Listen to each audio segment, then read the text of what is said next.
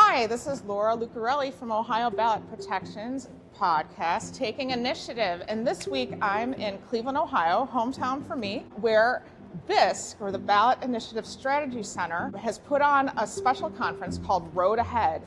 It provided us an opportunity to meet people all over the U.S., and we sat down with several of them to ask where they're from, what they're working on, and why democracy matters to them. Ohio should be very proud. We are one of only 12 states in the U.S. that allows direct democracy, meaning we as citizens can put directly on the ballot referendum, statute, or constitutional amendments. This is not something universally available to citizens throughout the U.S. So very interesting to get to know others, what they're working on, and of course we wish us all well to make this a stronger democracy and a better place to live. So what I'm asking people, is where are you from, and how are ballot measures accepted or not where you come from? Do you have an opinion? I do. So I live in southern Michigan on the border with Ohio. And what I appreciate about ballot measures, especially in a ruby red district, is it's our way of fighting back against the establishment stronghold where I live. So I'm really excited about Michigan's getting money out of politics, about the My Kids ballot initiative. There are so many ways in which I can still engage with my broader community outside of Monroe County in the 5th Congressional District and still feel like I'm making change where I live in the place where I care about, while also not falling victim to the apathy that is so prevalent, I think, where I live. So it's really exciting how ballot initiatives are still a way for us to engage despite not having the political power that we deserve. I'm Libby Watson, I share pronouns, and I'm based in Seattle, and I'm the campaign manager for a statewide Vote No campaign against 2 harmful initiatives that particularly target trans community and LGBTQ plus youth. Hey, I'm Gabby Nazari, I use she, her pronouns. I'm the Government Relations Director with Pro-Choice Washington, and we serve as the co-chair to the No Hate campaign in Washington State. Tell us how direct democracy impacts you directly and why it's important. Yeah, I think for us as folks that are leading a ballot initiative that would directly harm students in Washington State, it's important that people show up at the ballot box in November to show their values, which is creating an inclusive, safe space for all students to learn in a safe environment, participate in sports in a safe environment, and that's direct democracy at play. So that's why it's important to us. Cool. Yeah, and I think the other component that already happened for this specific campaign that we're in is the signature gathering phase to qualify the initiatives to the legislature, which then get passed to the ballot. And I think it's really important for folks to understand how their voice matters during those earlier phases when there isn't a ballot in their mailbox when it comes to Washington, and that they know the real information and the truth about how those initiatives are being funded and what they're about. Here I am with my new friend, Ray Green, from just south of here, actually. It's nice to meet a neighbor. And we've been talking to people about what the initiative process means to them and the people that they're working with. And you were just sharing some municipal things that you're working on. Would you mind sharing quickly what's going on? So in Akron, we're running 2 ballot initiatives this year. One around housing. We have 14 legislative priorities that came from our community. We narrowed it down to 5. Now we're working with City Council on those 5 to figure out what they're going to pass, and then whatever they don't pass, we're going to take to the ballot and allow the people to choose. And then we're enhancing our oversight board. So we won oversight board back in 2022, I believe, and right now we're adding more protections to that.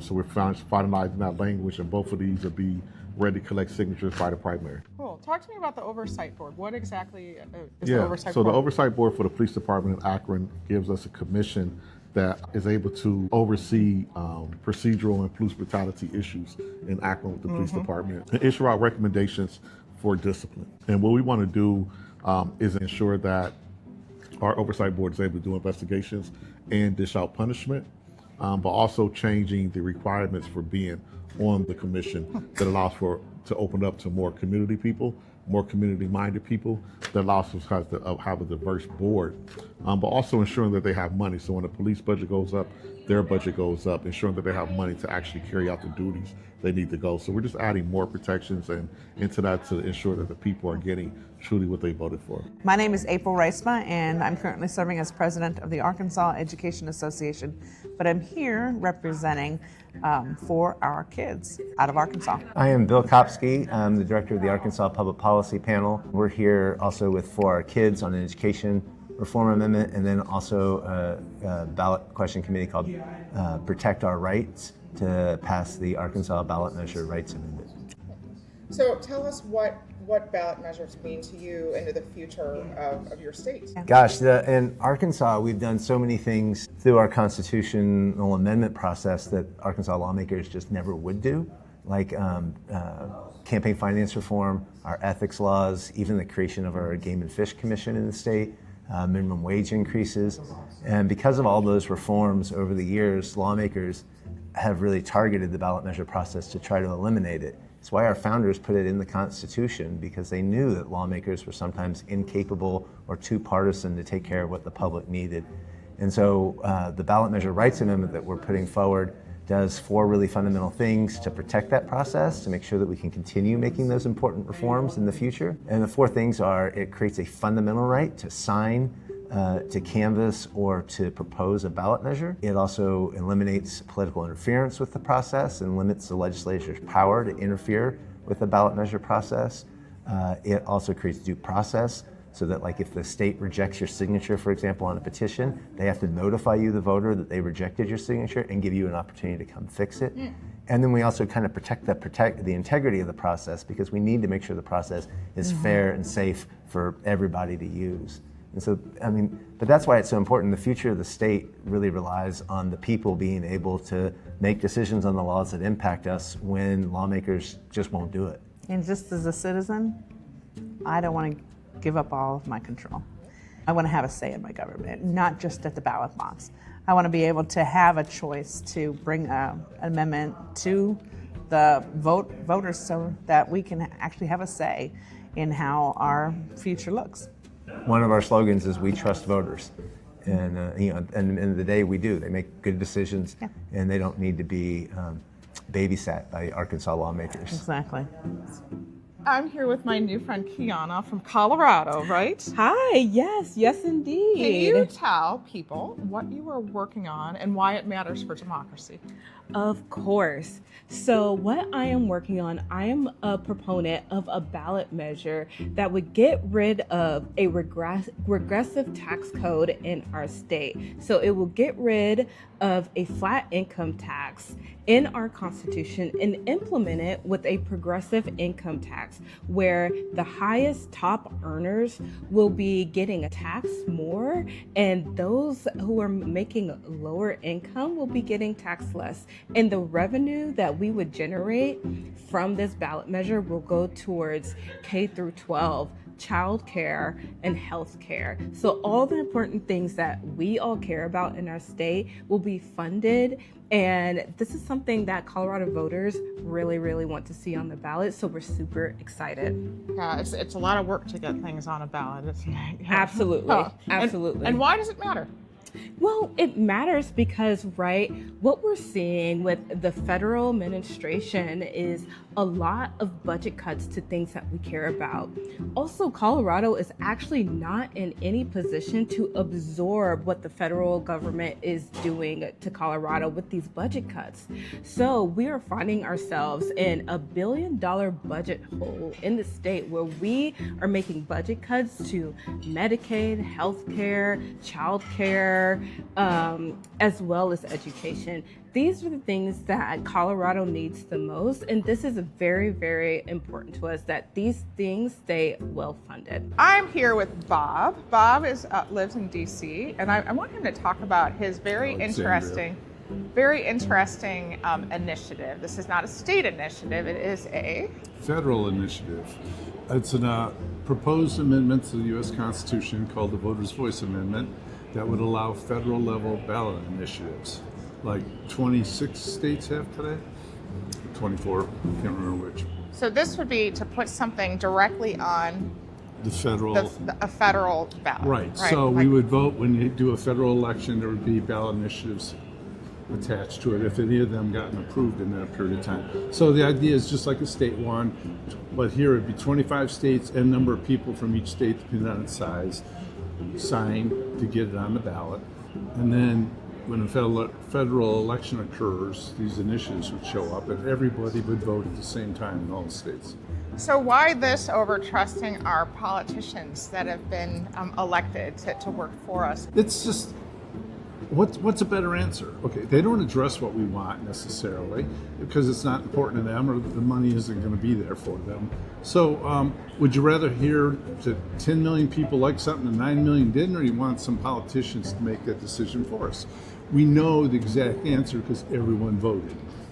And the main reason is just to do things that they won't do or build a box around them so that they can't go off the rails like they have. My name is Ryan Perez and I'm from Minnesota. And tell me in Minnesota what you're working on right now and why that matters for democracy. Right now I'm building out a bunch of training programs about civic engagement and also looking at the ballot measures and how we train people to get involved. Are there specific ballot measures that you're helping organize for right now? Yeah, well, there's been some really incredible municipal ballot measures in Minnesota, including rent stabilization and other policies to make it easier for people to live. And right now we're looking at how to do more of that in especially the Twin Cities and St. Paul. So why not just count on our politicians that we put in place to worry about? Why do direct democracy? Yeah, because that's the easiest way to reflect directly the will of the voters and the will of the people.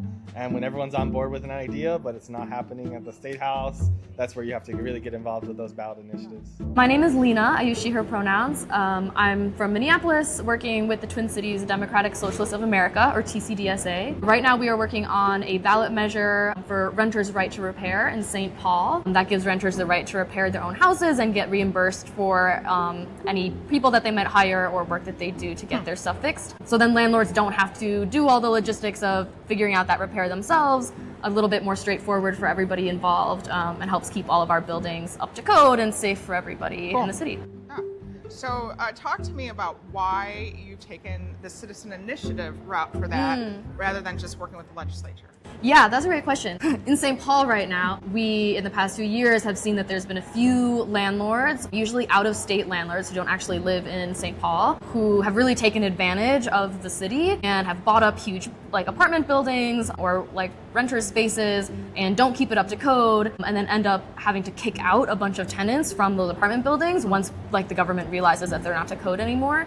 And it's just a huge hassle for everybody involved, and it's these out-of-state landlords spending a bunch of money in our city. So the citizens route means that the tenants, who are the people actually living in the city and having to deal with the effects of these broken down buildings and all these repairs that need to be done, they're the ones who have come up with the ballot and are going to be voting to hopefully pass it in St. Paul. Yeah, it's a really people-oriented program. It's about common sense living in city for people who are just working class people on the ground, trying to live their lives and be safe and happy.